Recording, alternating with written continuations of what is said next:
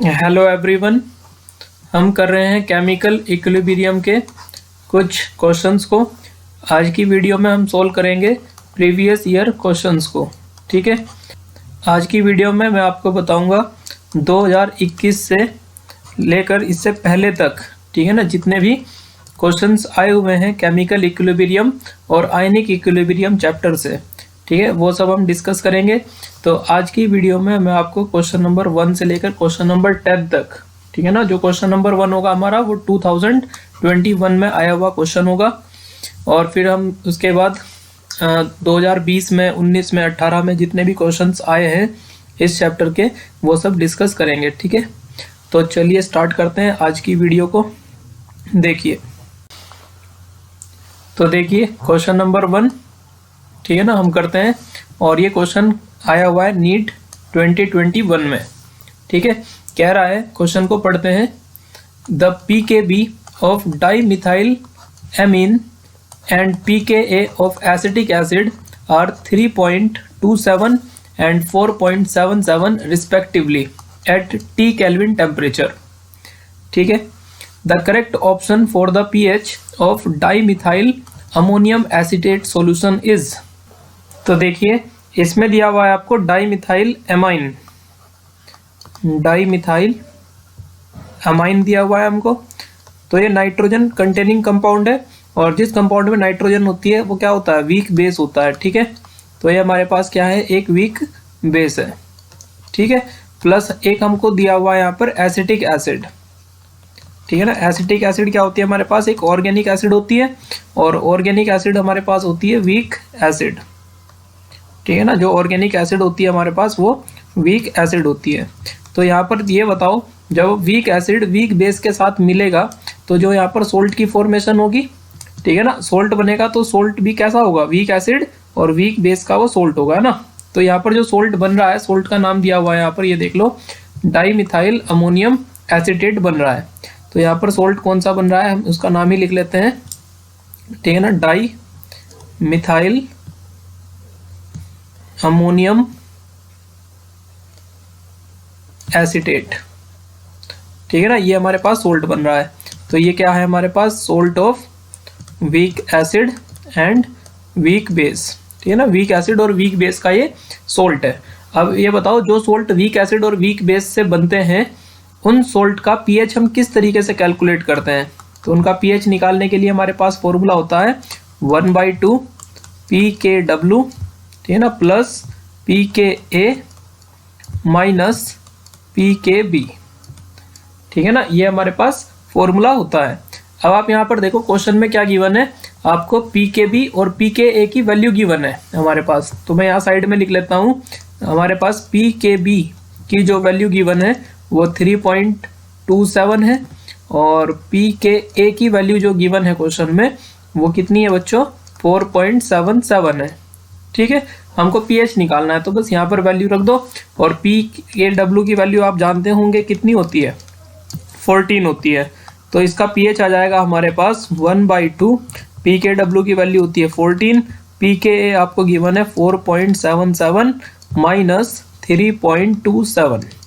ठीक है, अब यहाँ पर देखो 1/2, तो जो पॉजिटिव पॉजिटिव वैल्यू इनको हम ऐड कर लेंगे, तो 0.77, 4 कितना हो जाएगा, 8, 1 माइनस 3.27, इसको आप माइनस कर लो तो ये आएगा 1/2, 7 ये हो जाएगा 0, 5 पॉइंट। ठीक है, और ये बचेगा हमारे पास 5, 1। जब इसको 2 से डिवाइड कर दोगे आप 15.5 को, तो हमारे पास जो pH की वैल्यू आएगी वो आएगी 7.75। ठीक है, ये हमारे पास pH निकल जाएगा। तो आप यहाँ पर देखिए, जो क्वेश्चन आया था 2021 में नीट का, वो बिल्कुल एकदम फॉर्मूला बेस्ड क्वेश्चन आया था। अगर आपको ये फॉर्मूला पता था कि वीक एसिड वीक बेस के लिए pH निकालने का फॉर्मूला क्या है, तो आप बहुत आसानी से इसका आंसर यहाँ पे निकाल सकते थे। ठीक है, ऑप्शन नंबर 3 इसका करेक्ट आंसर होगा। अब हम चलते हैं क्वेश्चन नंबर 2 पर। तो देखिए, जो क्वेश्चन नंबर 2 है, ठीक है ना, वो आया है हमारा नीट 2020 में। ठीक है, अब क्वेश्चन को पढ़ें इसको जरा आप। Find out the solubility of nickel hydroxide in 0.1 mNaOH given that the ionic product of nickel hydroxide is 2 × 10⁻⁻15। देखो यहाँ पर गिवन क्या है आपको वो मैं लिखता हूँ। सबसे पहले लिखा है find out the solubility of nickel hydroxide. आपको निकिल हाइड्रोक्साइड की सोलुबिलिटी फाइंड करनी है, मतलब एस फाइंड करना है। चलो यहाँ पे लिख लेते हैं। आपको NaOH गिवन है और NaOH का कंसंट्रेशन गिवन है आपको 0.1 m है, ठीक है। गिवन दैट है आपको आयनिक प्रोडक्ट, क्या गिवन है, आयनिक प्रोडक्ट गिवन है आपको, IP लिख लेता हूं मैं। आयनिक प्रोडक्ट है 2 × 10⁻⁻15, ठीक। अब जरा ये बताओ आप, जब हम निकिल हाइड्रोक्साइड को NiOH का होल ट्वाइस, इसको जब हम डिसोसिएट करेंगे तो ये निकिल +2 में डिसोसिएट हो जाएगा और 2OH- में डिसोसिएट हो जाएगा। अब यहाँ से जो निकिल है Ni+2, तो मैं इसकी सोलुबिलिटी को S मानूंगा और जो हाइड्रोक्साइड आयन है उसकी सोलुबिलिटी को मैं 2S मानूंगा, ठीक है। लेकिन आप ध्यान से देखो, इसमें आपने NaOH भी मिलाया है। NaOH की प्रेजेंस में आपको इसकी सोलुबिलिटी बतानी है निकिल हाइड्रोक्साइड की। तो ये सोडियम हाइड्रोक्साइड डिसोसिएट होकर Na+OH- देगा। अब यहाँ पर ये स्ट्रॉन्ग बेस है और स्ट्रॉन्ग बेस कौन होते हैं, जो 100% डिसोसिएट होते हैं। तो NaOH की कॉन्सेंट्रेशन 0.1 m है, तो डिसोसिएट होने के बाद OH की भी कॉन्सेंट्रेशन कितनी होगी, 0.1 m ही होगी। जो स्ट्रॉन्ग बेस की कॉन्सेंट्रेशन है वही हाइड्रोक्साइड आयन की कॉन्सेंट्रेशन भी होगी। तो जो स्ट्रॉन्ग बेस से आ रही है हाइड्रोक्साइड की कॉन्सेंट्रेशन, वो भी यहाँ पर क्या हो जाएगी, ऐड हो जाएगी OH की कॉन्सेंट्रेशन 0.1। और ये मैंने आपको कई बार बताया है कि स्ट्रॉन्ग इलेक्ट्रोलाइट से कॉमन आयन की कॉन्सेंट्रेशन आती है वही हम कंसिडर करते हैं। तो ये 2S को हम क्या मान लेंगे, यहाँ पे 0 मान लेंगे, क्योंकि निकिल हाइड्रोक्साइड से जो OH की कॉन्सेंट्रेशन आएगी वो काफ़ी कम हो जाएगी NaOH की प्रेजेंस में, ठीक है ना, क्योंकि ये तुम्हारा इक्विलिब्रियम में रहेगा। और NaOH की वजह से क्या होगा, यहाँ पर प्रोडक्ट की साइड OH- की कॉन्सेंट्रेशन ज़्यादा होगी, तो ये रिएक्शन बैकवर्ड में चला जाएगा, ठीक है ना। तो यहाँ से जो निकिल हाइड्रोक्साइड से OH आयन प्रोड्यूस होंगे वो बहुत कम होंगे, ठीक है ना, NaOH से प्रोड्यूस OH के कंपैरिजन में। तो 2S को यहाँ 0 मान लेंगे 0.1 के कंपैरिजन में। अब आप यहाँ पर देखो, जब हम KSP लिखेंगे इसका, तो KSP क्या होगा, हम कहेंगे निकिल +2 की कॉन्सेंट्रेशन और तुम्हारा OH- की कॉन्सेंट्रेशन का स्क्वायर। तो KSP यहाँ पर ये दिया हुआ है, आयनिक प्रोडक्ट की वैल्यू रख दो 2 × 10⁻⁻15 इक्वल टू निकिल की कॉन्सेंट्रेशन है S और OH की कॉन्सेंट्रेशन को कितना लेंगे, केवल ये लेंगे 0.1, और 0.1 को मैं 10⁻⁻1 लिख सकता हूँ और इसका स्क्वायर कर दो। तो S की वैल्यू बच्चों क्या आएगी, 2 × 10⁻⁻15 और डिवाइड कर दोगे 10⁻⁻2 से, क्योंकि स्क्वायर सोल्व करोगे ये अपॉन में आएगा। ऊपर लेके जाओ इसको, तो ये आ जाएगा 2 × 10⁻⁻, में आ जाएगा कितना, 13 आ जाएगा सोलुबिलिटी, ठीक है। और यहाँ पर जो आपका करेक्ट ऑप्शन होगा वो होगा ऑप्शन नंबर 1, ठीक है। तो ये क्वेश्चन था बच्चों जो 2020 में पूछा गया था। अब हम चलते हैं क्वेश्चन नंबर 3 पर। तो क्वेश्चन नंबर 3 में बोल रहा है, देखो ये 2019 का आया हुआ क्वेश्चन है और बिल्कुल इसी टाइप का देखो ये क्वेश्चन है KSP के ऊपर ही, ठीक है। पढ़ते हैं इसको। तो कह रहा है pH of A saturated solution of calcium hydroxide is 9, ठीक है। तो क्या गिवन है आपको, मैं लिखता हूं यहाँ पर, pH गिवन है आपको कैल्शियम हाइड्रोक्साइड का, ठीक है ना, कैल्शियम हाइड्रोक्साइड का pH गिवन है आपको कितना है, 9 है। The solubility product KSP of calcium hydroxide, आपको KSP फाइंड करना था, KSP क्या होगा। अब आप मुझे बताओ, आपको pH गिवन है, तो pH से हम क्या चीज़ समझ सकते हैं, हम क्या कैलकुलेट कर सकते हैं। तो pH का मतलब होगा कि हमको H+ आयन की कॉन्सेंट्रेशन गिवन है 10⁻⁹ समझ रहे हो। अगर किसी सॉल्यूशन का pH 9 है तो इसका मतलब क्या होगा कि H+ आयन की कॉन्सेंट्रेशन 10⁻⁹ है।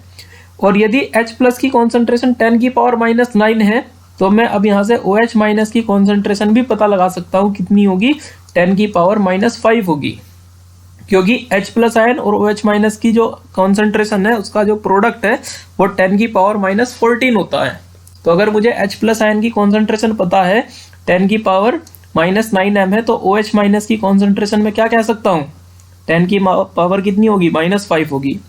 भाई आप ये भी तो कह सकते हो, अगर इसका pH कितना है, अगर इसका pH 9 है तो POH कितना होगा इसका, हम 14 में से माइनस करके निकाल सकते हैं ना, ये फॉर्मूला होता है। तो 14 माइनस 9 तो 5, तो POH5 है, और POH5 है तो हम कहेंगे OH माइनस की कॉन्सेंट्रेशन कितनी होगी, 10⁻⁵ होगी। ये बोल सकते हैं ना, तो बिल्कुल अच्छी बात है। तो आपने यहाँ पर OH माइनस की कॉन्सेंट्रेशन निकाल ली है। अब जरा आ जाओ यहाँ पे, तो कैल्शियम हाइड्रोक्साइड को जब हम डिसोसिएट करेंगे तो कैल्शियम हाइड्रोक्साइड डिसोसिएट होकर कैल्शियम +2 बनाएगा और 2OH माइनस बनाएगा, ठीक है। और इस कैल्शियम हाइड्रोक्साइड में हमने OH की कॉन्सेंट्रेशन निकाल ली, कितनी है। अब देखो यहाँ पर हमारे अकॉर्डिंग तो कितनी होगी, S और 2S, तो हमारे अकॉर्डिंग OH माइनस की कॉन्सेंट्रेशन 2S है, लेकिन क्वेश्चन के अकॉर्डिंग हमको पता चल गया OH की कॉन्सेंट्रेशन कितनी है, 10⁻⁻5 है। तो ये 2S की वैल्यू आ गई हमारे पास 1 × 10⁻⁻5, समझ रहे हो। अब देखो यहाँ पर जितनी हाइड्रोक्साइड आयन की कॉन्सेंट्रेशन है उससे आधी होगी कैल्शियम की कॉन्सेंट्रेशन, क्योंकि इसका एक आयन प्रोड्यूस हो रहा, OH के 2 आयन प्रोड्यूस हो रहे, तो OH की कॉन्सेंट्रेशन मैंने 2S माननी है, और 2S की वैल्यू किसके बराबर आ गई, 1 × 10⁻⁻5 के बराबर। लेकिन कैल्शियम की कॉन्सेंट्रेशन तो हाइड्रोक्साइड आयन की कॉन्सेंट्रेशन से आधा है, तो हम कैल्शियम की कॉन्सेंट्रेशन को कितना मानेंगे, 1 × 10⁻⁵5/2 मानेंगे, इसको हाफ मानेंगे, ठीक है। और इसका हाफ कितना हो जाएगा, ये हो जाएगा 0.5 × 10⁻⁻5 हो जाएगा, इतना मान लेंगे। अब आप KSP आसानी से निकाल सकते हो। KSP इक्वल टू क्या होता है, कैल्शियम +2 की कॉन्सेंट्रेशन होगी और OH माइनस की कॉन्सेंट्रेशन का स्क्वायर होगा, कोफिशिएंट जाता है पावर में, तो कैल्शियम की कॉन्सेंट्रेशन रख दो 0.5 × 10⁻⁻5, ठीक है। और इसकी मल्टीप्लाई किससे कराओगे, 1 × 10⁻⁻5 का स्क्वायर करोगे, तो 0.5 × 10⁻⁻5, इसका जब स्क्वायर करोगे 1 का स्क्वायर तो 1 ही रहेगा, इंटू 10⁻10 हो जाएगा, ठीक है ना। जो माइनस में 5 है, जब इसका स्क्वायर करोगे तो -10 हो जाएगा। तो बच्चों ये आ जाएगा 0.5 की मल्टीप्लाई 1 से कराओ, 0.5 × 10⁻−15 हो जाएगा। मल्टीप्लाई में पावर ऐड होती है, या मैं इसको लिख सकता हूँ, संख्या को एक बढ़ा लो, 5 बनाओ इसको, संख्या बढ़ाओगे तो पावर घट जाएगी, तो ये -16 हो जाएगा। तो ये हमारा क्या आएगा, यहाँ पर KSP आ जाएगा, ठीक है ना। अब आप अगर यहाँ पर देखो ध्यान से, आंसर कौन सा मैच कर रहा है, आंसर हमारा ये वाला मैच कर रहा है ना। तो मतलब साइंटिफिक नोटेशन में लिखने की ज़रूरत नहीं है। तो हमारा ऑप्शन कौन सा आ गया बच्चों, यहाँ पर ऑप्शन नंबर 1 सही होगा क्वेश्चन नंबर 3 का, ठीक है ना। और ये क्वेश्चन नीट में 2019 के एग्जाम में पूछा गया था, ठीक है। चलिए अब नेक्स्ट पर चलते हैं हम, क्वेश्चन नंबर 4 पर, ठीक है ना। और ये क्वेश्चन नंबर 4 भी आप देखो नीट 2019 में आया हुआ क्वेश्चन है। क्या बोल रहा है कि बेसिक बफर कौन सा होगा, ठीक है ना। आपको बेसिक बफर बताना है। तो बेसिक बफर, पहले तो हम ये समझते हैं बेसिक बफर हम कहते किसको है, ठीक है ना। पहले तो यही पता होना चाहिए बेसिक बफर क्या होता है। तो बेसिक बफर में बच्चों होना चाहिए वीक बेस होना चाहिए, हमारे पास वीक बेस होना चाहिए, प्लस हमारे पास एक सोल्ट होना चाहिए, salt of this weak base, salt of this weak base with strong acid, with strong acid, ठीक है ना। हमारे पास सोल्ट होना चाहिए इस वीक बेस का स्ट्रॉन्ग एसिड के साथ, तो उसको हम क्या बोलते हैं, बेसिक बफर बोलते हैं, इसको हम बोलते हैं बेसिक बफर। तो चलो आ जाओ यहाँ पर पहला ऑप्शन चेक करते हैं। 50 ml of 0.1 m NaOH given है आपको। तो यहाँ पर आपको बच्चों मिलीमोल्स निकालने पड़ेंगे एसिड और बेस के, मिलीमोल्स। और मिलीमोल्स कैसे निकालते हैं, मोलैरिटी जो आपको गिवन है ना क्वेश्चन में, जो आपको मोलैरिटी गिवन है, इसको हम वॉल्यूम से मल्टीप्लाई कर लें तो क्या आ जाएगा, हमारे पास मिलीमोल्स आ जाएंगे। तो मैं ऑप्शन 1 देखता हूँ यहाँ पर, ठीक है। ऑप्शन 1 को चेक करते हैं। तो NaOH के बताओ मिलीमोल्स कितने होंगे, तो इसकी मोलैरिटी 0.1 है और वॉल्यूम 50 है, तो इसके मिलीमोल आ गए बच्चों 5। अब इसमें देखो यहाँ पर जो एसिटिक एसिड दिया हुआ है, एसिटिक एसिड जो है हमारे पास CH3COOH, इसके मिलीमोल कितने हैं, 0.1 × 25, ये आ जाएगा हमारे पास 2.5, ठीक है। अब यहाँ पर एसिड बेस का रिएक्शन होगा, तो जब एसिड बेस का रिएक्शन होगा CH3COOH और प्लस NaOH, ठीक है। तो ये रिएक्शन करेगा तो ये बनाएगा CH3COONA और प्लस वाटर। ठीक है, अब यहाँ पर देखो इसके 2.5 मोल है हमारे पास, इसके 5 है, इसका 0 है, इसका 0 है, तो ये बराबर रिएक्ट कर रहे हैं एसिड बेस, तो ये खत्म हो जाएगा। इसका 5 में से 2.5 रिएक्ट करेगा, 2.5 इसका बच जाएगा और इसका 2.5 यहाँ पर बनेगा। तो अंत में हमारे पास देखो क्या रहा, हमारे पास जो वीक एसिड थी वो तो पूरी खत्म हो गई, हमारे पास क्या बच रहा है, स्ट्रॉन्ग बेस बच रहा है। NaOH तो स्ट्रॉन्ग बेस होता है ना, तो स्ट्रॉन्ग बेस बच रहा है और उसका सोल्ट है, समझ रहे ना। तो क्या बेसिक बफर में स्ट्रॉन्ग बेस बचना चाहिए या वीक बेस बचना चाहिए? मैंने भी आपको बताया वीक बेस बचना चाहिए, यहाँ तो स्ट्रॉन्ग बेस बच रहा है हमारे पास 2.5, तो इसका मतलब ये पहले वाला जो है वो बेसिक बफर नहीं होगा, क्योंकि यहाँ पर तो स्ट्रॉन्ग बेस बच रहा है, वीक बेस बचना चाहिए और सोल्ट बनना चाहिए तुम्हारा, ठीक है ना, स्ट्रॉन्ग एसिड के साथ। तो दूसरा देखो, यहाँ पे हम बात करते हैं ऑप्शन नंबर 2 की। ऑप्शन नंबर 2 देखो, यहाँ पे एसिटिक एसिड गिवन है हमको CH3COOH, ठीक है ना। तो इसके यहाँ पर जो मिलीमोल से देखो 0.1 है और वॉल्यूम इसका 100 है, तो इसके मिलीमोल आ जाएंगे तुम्हारे पास 10। और दूसरा आपको क्या गिवन है, 100 ml ऑफ 0.1 m NaOH, आपको NaOH गिवन है कितना, इसकी मोलैरिटी है 0.1 और वॉल्यूम है 100, तो इसके भी मिलीमोल कितने आ जाएंगे तुम्हारे, 10 आ जाएंगे। अब यहाँ पर देखो जब हम इसका रिएक्शन कराएंगे CH3COOH, ये रिएक्शन करेगा NaOH के साथ, तो CH3COONA बनेगा और प्लस वाटर बनेगा, तो इसके 10 मिलीमोल है, 10 मिलीमोल है, इसका 0 है। अब देखो इसका 10 इसके 10 के साथ रिएक्ट करके इसका 10 बना देगा, तो यहाँ पर तो क्या हुआ, ना एसिड बचा ना बेस बचा, केवल तुम्हारे पास केवल सोल्ट बच रहा है, और सोल्ट बच रहा है तो यहाँ पर सोल्ट हाइड्रोलिसिस होगा, तो ये तो बफर नहीं हुआ, तो ये भी ऑप्शन क्या हो गया, गलत। अब मैं ऑप्शन नंबर 3 को चेक करता हूँ। ऑप्शन नंबर 3 कह रहा है 100 ml ऑफ 0.1 m HCl।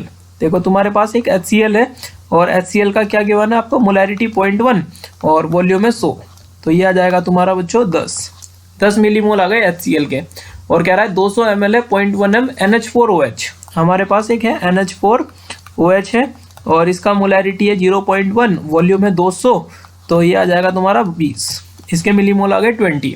अब जरा रिएक्शन कराओ एसिड बेस का यहाँ पर, तो HCl रिएक्शन करेगा NH4OH के साथ और ये बनाएगा हमारे पास NH4Cl और प्लस वाटर, ठीक है, ये बनेगा। एसिड के मिलीमोल कितने हैं, 10 है, NH4OH के मिलीमोल कितने हैं, 20 है, और ये 0 होगा।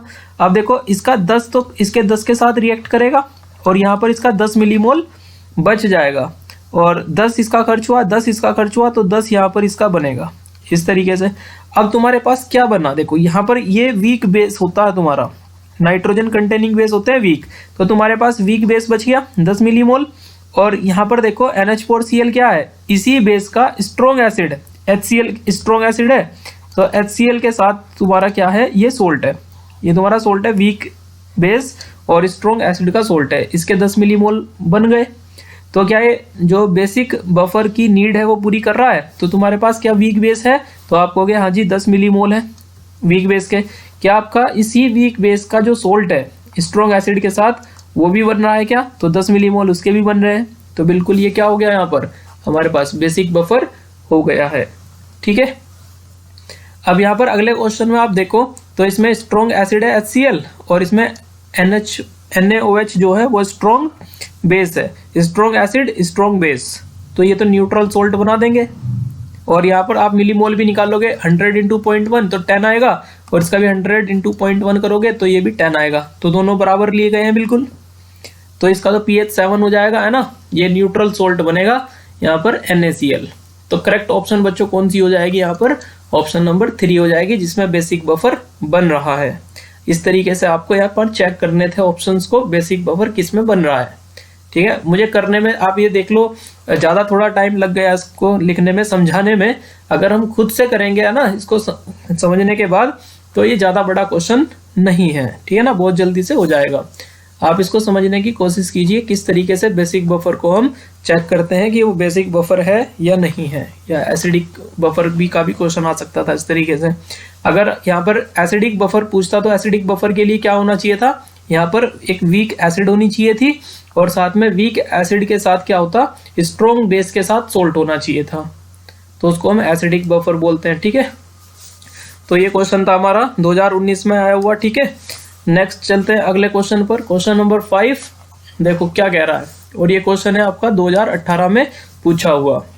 कह रहा है following solution will prepare by mixing different volume of NaOH and HCl of different concentration. ये क्वेश्चन बच्चों पूरा टाइप नहीं हुआ है ना, इस क्वेश्चन में ये नहीं बताया गया कि हमको करना क्या है, तो मैं यहाँ पर लिख देता हूँ, कंप्लीट कर लेते हैं इस क्वेश्चन को। ठीक है ना, आपको ये 4 सॉल्यूशंस दिए हुए हैं NaOH और HCl के डिफरेंट डिफरेंट वॉल्यूम्स पर, तो आगे इस क्वेश्चन में लिख लेना, ऐड करना क्या लिखा हुआ है, आपको बताना है pH of which one of them will be equal to 1। ठीक है ना, ये क्वेश्चन है बच्चों। तो आपको ये बताना है इनमें से pH किस सॉल्यूशन का 1 होगा। ठीक है ना, क्वेश्चन समझ में आ गया। आपको 4 सॉल्यूशन दे रखे हैं 4 ऑप्शन में, और ये बताना है किस सॉल्यूशन का pH 1 के बराबर होगा। ठीक है, तो चलिए यहाँ पर चेक करते हैं हम ऑप्शन नंबर 1 को। तो ऑप्शन नंबर 1 में क्या बोल रहा है, 60 ml ऑफ M/10 HCl। आपके पास HCl दिया हुआ है और यहाँ पर दूसरा सॉल्यूशन है NaOH का। ठीक है, तो ये गिवन है आपका ऑप्शन 1 में 60 तो तुम्हारा वॉल्यूम हो गया और कंसंट्रेशन होने गई 1/10, तो ये 16 के कितना आ जाएगा, 6 आ जाएगा। NaOH की बात करो तो 40 वॉल्यूम है, 1/10 इसका कंसंट्रेशन हो गया, तो ये 4 आ जाएगा। ठीक है, जब हम यहाँ पर रिएक्शन करेंगे NaOH और HCl की, ये हमारे पास NaOH है प्लस HCl, तो ये क्या देगा हमको, NaCl देगा और प्लस वाटर देगा। ठीक है, अब यहाँ पर HCl के जो मिलीमोल है वो हमारे पास 6 है, NaOH के मिलीमोल 4 है और प्रोडक्ट यहाँ पर 0 है, तो इसके 4 मिलीमोल HCl के 4 मिलीमोल के साथ रिएक्ट कर जाएंगे। ठीक है ना, तो ये खत्म हो जाएगा, इसके 6 में से 4 खत्म हो जाएंगे तो 2 बचेंगे, 4 इसका खर्च हुआ, 4 इसका खर्च हुआ, तो 4 यहाँ पर सोल्ट का बन जाएगा। ठीक है ना, बिल्कुल सही बात है। तो स्ट्रॉन्ग यहाँ पर एसिड, तुम्हारे पास स्ट्रॉन्ग एसिड बच गया। जब स्ट्रॉन्ग एसिड बच जाता है तो हम यहाँ पर H+ आयन की कॉन्सेंट्रेशन निकाल सकते हैं।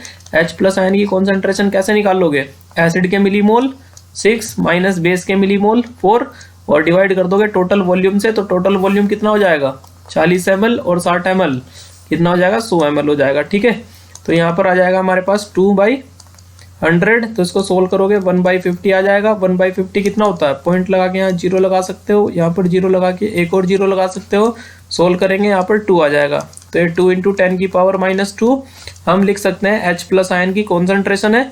तो हम इसका pH भी निकाल सकते हैं, यहाँ पर pH इक्वल टू हो जाएगा -log H+ आयन की कॉन्सेंट्रेशन होता है, तो -log ये आ जाएगा 2 × 10⁻⁻2, तो मैं इसको लिखूंगा log 2 प्लस log 10⁻⁻2। ठीक है, तो log 2 की वैल्यू कितनी होती है, 0.3 और ये -2 बाहर आ जाएगा, तो ये आएगा तुम्हारा 1.7।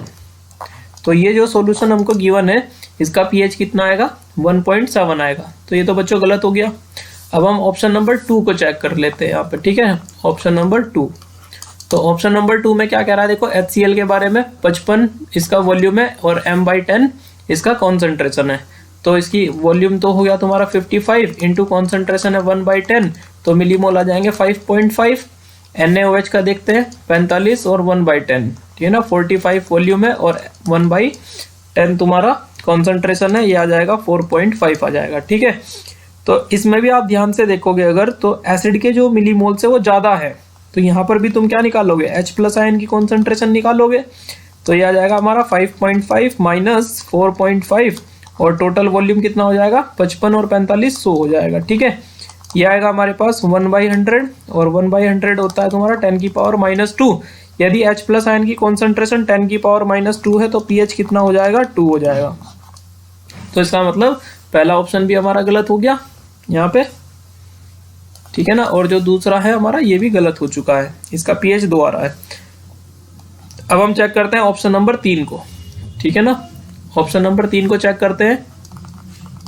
ऑप्शन नंबर 3 में HCl के बारे में देखो, वॉल्यूम 75 है और इसका कंसंट्रेशन 1/5 है, तो 75 वॉल्यूम हो गया और 1/5, तो ये कितना आ जाएगा 15।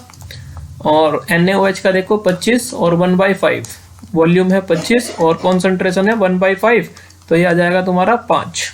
ठीक है, तो मैं यहाँ पर क्या करूँगा, देखो H+ आयन की कॉन्सेंट्रेशन निकालूंगा, तो 15 एसिड के जो तुम्हारे मिलीमोल है, एसिड के मिलीमोल माइनस बेस के मिलीमोल 5 है, और टोटल वॉल्यूम हो जाएगा 100 हो जाएगा, 25 और 75, तो ये आएगा तुम्हारा 10/100। एक जीरो से एक जीरो काट दो, 1/10, 1/10 होता है 10 की पावर -1। यदि H+ आयन की कॉन्सेंट्रेशन 10 की पावर -1 है तो इसका pH कितना आ जाएगा बच्चों, 1 आ जाएगा। ठीक है, तो यहाँ पर ये हमारा बिल्कुल करेक्ट आंसर आ चुका है। जो ऑप्शन नंबर 3 है इसमें का इस सॉल्यूशन का pH 1 होगा। अगर आप यहाँ पर देखो इसके मिलीमोल कितने आएंगे, 100 और इंटू 1/10 करोगे तो 10 मिलीमोल आ जाएंगे, और इसका 100 करोगे तो ये भी 10 मिलीमोल आ जाएंगे।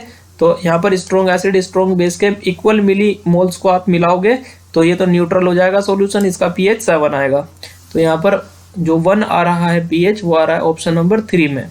ठीक है, तो ये क्वेश्चन था जो 2018 में नीट में पूछा गया था। नेक्स्ट चलते हैं हम क्वेश्चन नंबर 6 पर।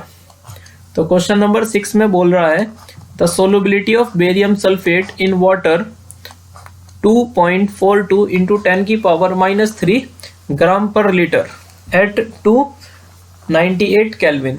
ठीक है, 298 केल्विन पर आपको सोलुबिलिटी गिवन है बेरियम सल्फेट की, मतलब मुझे S की वैल्यू गिवन है 2.42 इंटू 10 की पावर -3, और यूनिट को ध्यान से आप देखना ये ग्राम पर लीटर है।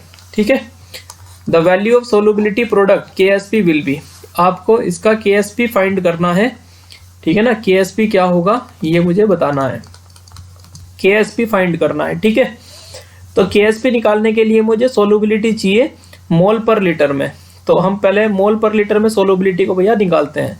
तो हमने क्या फॉर्मूला पढ़ा है, देखो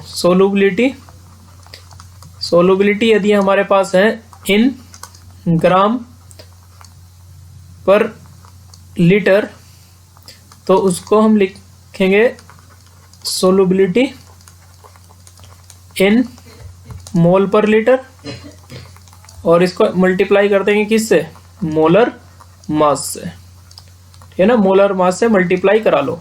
लेकिन मेरे पास तो ग्राम पर लीटर में सोलुबिलिटी है, मुझे मोल पर लीटर में निकालनी है।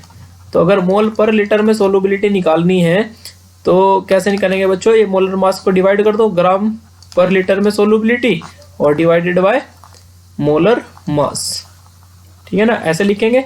अब ये बताओ ग्राम पर लीटर में जो सोलुबिलिटी है वो कितनी है, तो ये है हमारे पास 2.42 इंटू 10 की पावर -3 और डिवाइड कर दोगे मोलर मास। तो आप यहाँ क्वेश्चन में देखो मोलर मास बेरियम सल्फेट का आपको गिवन है 233। ठीक है, तो आप इस वैल्यू को सोल्व करेंगे, और जब आप इस वैल्यू को सोल्व करोगे तो ये बच्चों सोल्व होके आएगी 1.038 इंटू 10 की पावर -5। ठीक है ना, आप इसको सोल्व करके देख लेना, तो ये सोल्व करके आएगी 1.038 इंटू 10 की पावर -5, और ये तुम्हारा मोल पर लीटर में सोलुबिलिटी आ चुकी है। अब देखो बेरियम सल्फेट का हमको क्या निकालना है, KSP निकालना है।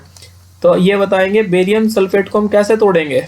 तो जब बेरियम सल्फेट डिसोसिएट होगा सॉल्यूशन में, ठीक है ना, तो बेरियम +2 बनेगा और SO4 2- बनेगा। इसकी सोलुबिलिटी S, इसकी भी सोलुबिलिटी S होगी।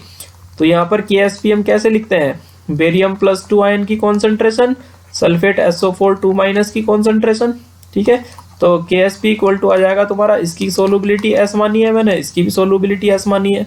तो यहाँ पर KSP किसके बराबर आ जाएगा, KSP इक्वल टू आ जाएगा S², और तुम्हारा S हमने निकाल चुका है 1.038 इंटू 10 की पावर -5, और इसका क्या कर दो, स्क्वायर कर दो। तो जब आप 1.038 का स्क्वायर करोगे ये 1.08 आ जाएगा, और 10 की पावर -5 का स्क्वायर करोगे तो ये 10 की पावर -10 हो जाएगा। समझ रहे हो, तो ये हमारा करेक्ट आंसर हो जाएगा। तो हम इस क्वेश्चन की कौन सी आंसर सही मानेंगे, ऑप्शन नंबर 1। ठीक है, तो ये भी क्वेश्चन नीट में 2018 में पूछा गया था। आपको यहाँ पर सोलुबिलिटी ग्राम पर लीटर में गिवन थी। ठीक है ना, तो आपको क्या करना था, इसको मोल पर लीटर में चेंज करना था पहले, और मोल पर लीटर में चेंज करने के बाद KSP आपको फाइंड करना था। ठीक है, नेक्स्ट चलते हैं हम क्वेश्चन नंबर 7 पर। और जो क्वेश्चन नंबर 7 है वो 2017 में पूछा हुआ क्वेश्चन है। तो क्वेश्चन क्या है पढ़ते हैं। The equilibrium constant of the following are. आपको 3 रिएक्शन गिवन है, आपको 3 रिएक्शन गिवन है और पहली रिएक्शन का कांस्टेंट K1 है, जो दूसरी रिएक्शन है उसका कांस्टेंट K2 है और तीसरी रिएक्शन का कांस्टेंट K3 है। ठीक है, कह रहा है the equilibrium constant K of the reaction. आपको एक फाइनल ये रिएक्शन दे रखी है नीचे, 2 molecule NH3 plus 5/2 molecule O2 gives 2 molecule of NO plus 3 molecule water. और इस रिएक्शन के लिए आपको कांस्टेंट बताना है। तो आपको ये चीज देखनी है इस क्वेश्चन में, जो ये हमारी रिक्वायर्ड रिएक्शन है जिसके लिए हमको क्या बताना है, इक्विलिब्रियम कांस्टेंट बताना है। ये रिएक्शन ऊपर वाली जो 3 रिएक्शन है उनसे कैसे बनी है ये हमको देखना है। तो आप देखो पहले वाली रिएक्शन में जो अमोनिया है वो प्रोडक्ट की साइड है, लेकिन हमारी रिक्वायर्ड रिएक्शन में जो अमोनिया है वो रिएक्टेंट की साइड है। तो इसका मतलब क्या हुआ कि पहली रिएक्शन को उल्टा किया गया, पहली रिएक्शन को उल्टा किया गया क्योंकि हमारी रिक्वायर्ड रिएक्शन में अमोनिया रिएक्टेंट की साइड है। और जब रिएक्शन को उल्टा करते हैं तो कांस्टेंट उसका अपॉन में आ जाता है। तो जो हमारी ये रिएक्शन है, इस रिएक्शन का जो कांस्टेंट है मैं K मान लेता हूँ, तो किसके बराबर होगा, जो पहली रिएक्शन का कांस्टेंट K1 है ये अपॉन में आ जाएगा K1, क्योंकि अमोनिया को देखो दिख रहा है ना, इसमें अमोनिया प्रोडक्ट की साइड में लिखा हुआ है, लेकिन हमारी रिक्वायर्ड रिएक्शन में अमोनिया जो है वो रिएक्टेंट की साइड में है। तो इसका मतलब पहले वाली इस रिएक्शन को उल्टा किया गया, और जब रिएक्शन को उल्टा करते हैं तो कांस्टेंट अपॉन में आ जाता है। अब आप दूसरी रिएक्शन पे फोकस करो। दूसरी रिएक्शन में 2NO यहाँ पर प्रोडक्ट की साइड में है, और जो हमारी रिक्वायर्ड रिएक्शन है उसमें भी 2NO प्रोडक्ट की साइड ही है। ठीक है, तो इसका मतलब K2 को हमको उल्टा नहीं करना, इसको ऊपर ही लिख देना है। तो यहाँ पर K2 को ऊपर ही लिख दो। फिर आप देखो यहाँ पर जो वाटर है, वाटर हमको राइट में लिखा हुआ दिखाई दे रहा है इस रिएक्शन में, और जो हमारी रिक्वायर्ड रिएक्शन है उसमें भी वाटर राइट में ही है। तो इसका मतलब जो थर्ड रिएक्शन का कांस्टेंट है K3 वो भी कहाँ पर आएगा, ऊपर ही आएगा। लेकिन यहाँ पर एक बात देखने की है, जो तीसरी रिएक्शन है उसमें वाटर का केवल 1 मॉलिक्यूल है। देखो यहाँ पर वाटर का 1 मॉलिक्यूल है, लेकिन जो हमारी रिक्वायर्ड रिएक्शन है उसमें वाटर के कितने मॉलिक्यूल है, 3 मॉलिक्यूल है। जो हमारी रिक्वायर्ड रिएक्शन है उसमें वाटर के कितने मॉलिक्यूल है, 3 मॉलिक्यूल है। इसका मतलब इस वाली रिएक्शन को 3 से मल्टीप्लाई भी तो किया गया। ठीक है ना, 3 से मल्टीप्लाई करा, 3 तभी आएगा यहाँ पर। और जितने से हम मल्टीप्लाई करते हैं ना वो कांस्टेंट की पावर में चला जाता है, क्योंकि कोफिशिएंट को हम पावर में लगाते हैं। तो यहाँ पर इसका पावर 3 हो जाएगा। यहाँ पे K3 की पावर कितनी हो जाएगी, 3 हो जाएगी। तो ये हमारी जो रिक्वायर्ड रिएक्शन आ गई उसका कांस्टेंट होगा K2 इंटू K3 की पावर 3 अपॉन में आ जाएगा K1। तो इस हिसाब से हम अपना ऑप्शन देखेंगे, ऑप्शन नंबर 1 हमारा यहाँ पर करेक्ट हो जाएगा। ठीक है, तो ये क्वेश्चन था जो नीट में 2017 में पूछा था।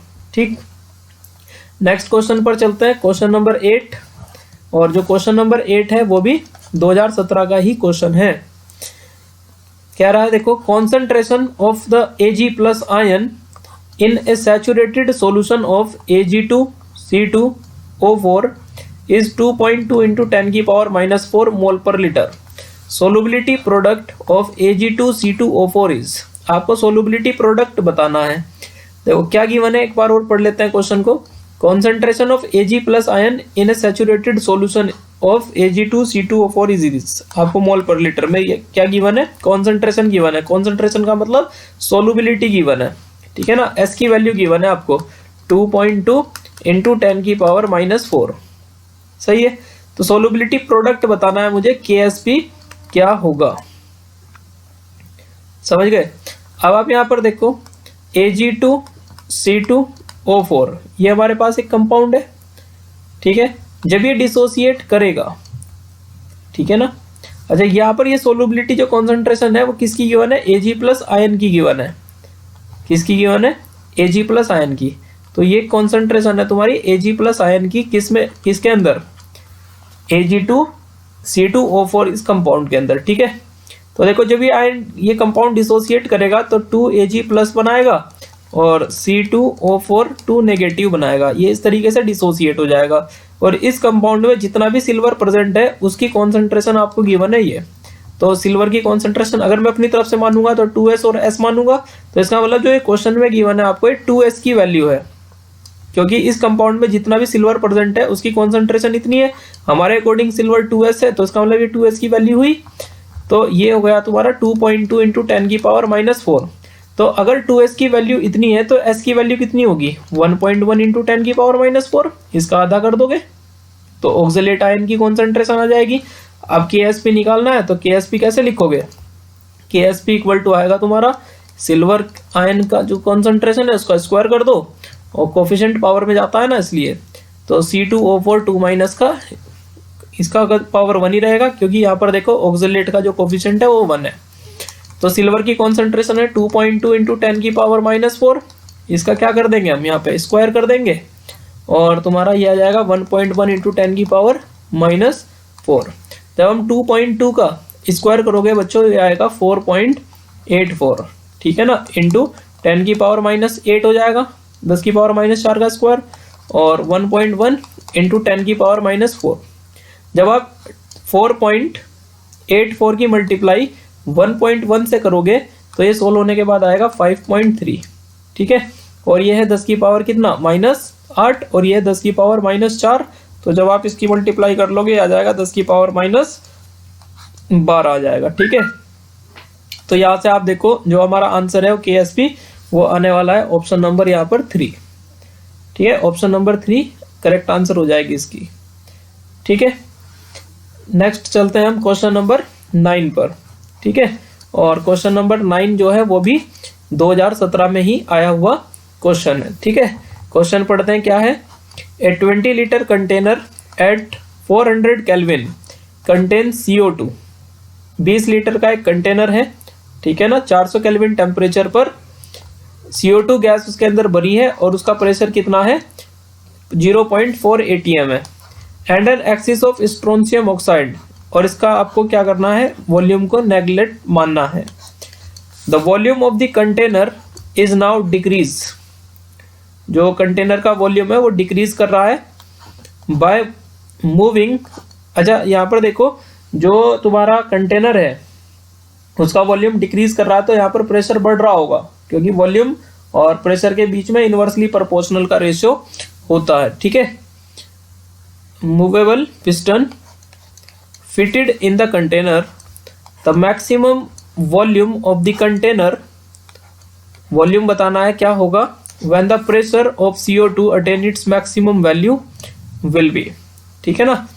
अब इसकी मैक्सिमम वैल्यू कितनी हो सकती है कंटेनर की, आप यहाँ पर देखो ये रिएक्शन हो रही है कंटेनर के अंदर, कंटेनर के अंदर ये रिएक्शन हो रहा है, यहाँ पे इन्होंने रिएक्शन गिवन है लास्ट में, तो इस रिएक्शन को मैं यहाँ पे लिख ही लेता हूँ,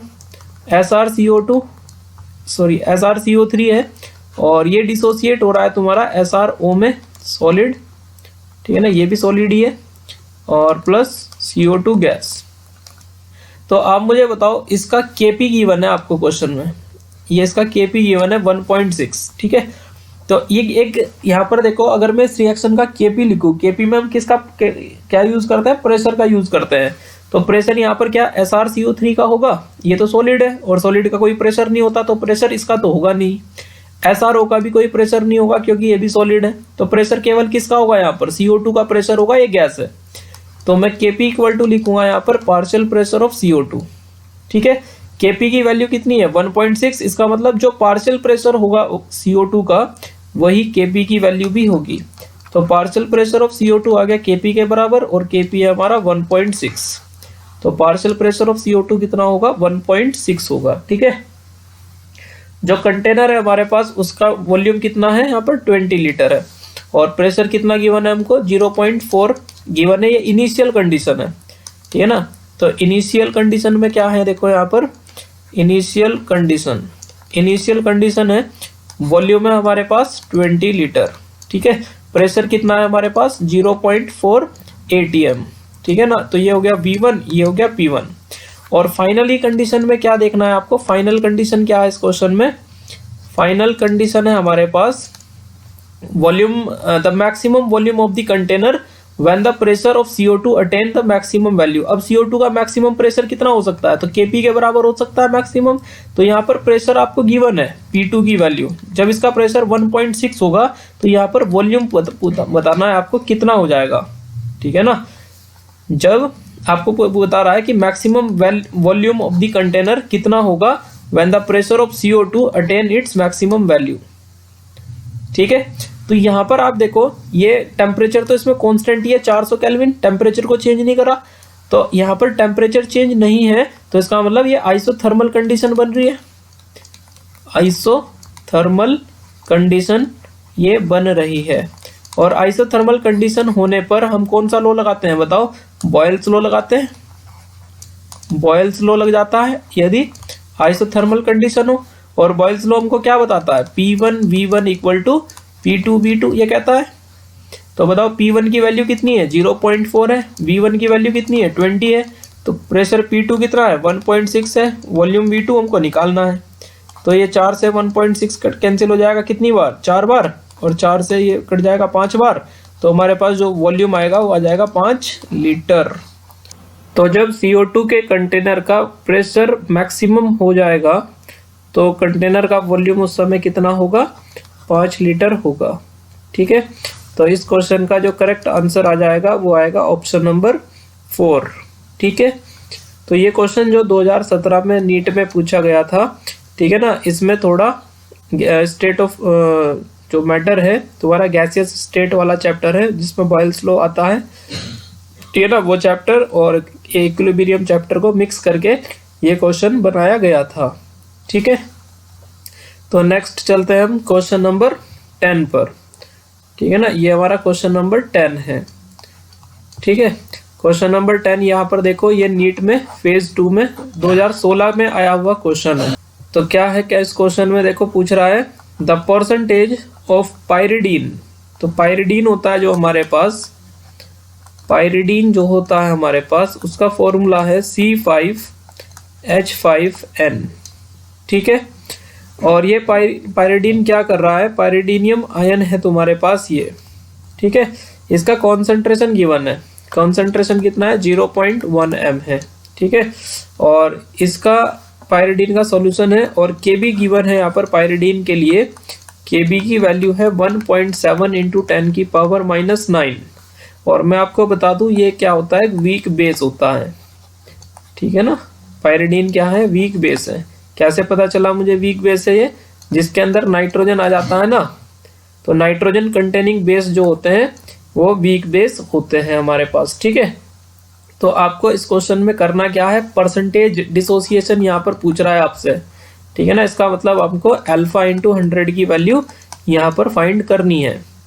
तो ये तो बच्चों आसान सवाल है बिल्कुल। Kb का फॉर्मूला आप जानते हो C∝² होता है, ठीक है ना। आपको अल्फा² की वैल्यू निकालनी है तो कैसा आएगा, Kb/C आ जाएगा। Kb की वैल्यू कितनी है 1.7 इंटू 10 की पावर -9 है, और C की वैल्यू हम ले लेंगे 10 की पावर -1, तो ये 1.7 इंटू 10 की पावर कितना हो जाएगा, -8 हो जाएगा। चूंकि अल्फा² की वैल्यू है, आपको अल्फा निकालना है, तो मैं इसको 170 करके लिख सकता हूँ। ऐसे संख्या बढ़ा लो, पावर घटा दो, तो ये -10 हो जाएगा। तो इसका अंडर रूट ले लेना। 170 का जब मैं अंडर रूट सोल्व करूंगा तो लगभग 13 आ जाएगा, इंटू में 10 की पावर कितना होगा -5 आ जाएगा। ये हमारी अल्फा की वैल्यू आ गई। आपको यहाँ पर परसेंटेज आयनाइजेशन निकालना है तो 100 से मल्टीप्लाई भी करनी पड़ेगी इसकी। तो यदि मैं यहाँ 100 से मल्टीप्लाई करा दूं तो ये आ जाएगा 13 इंटू 10 की पावर -3, और 13 इंटू 10 की पावर -3 को मैं कैसे लिखूंगा, 0.013 ऐसे लिखा जाएगा, इतना परसेंट।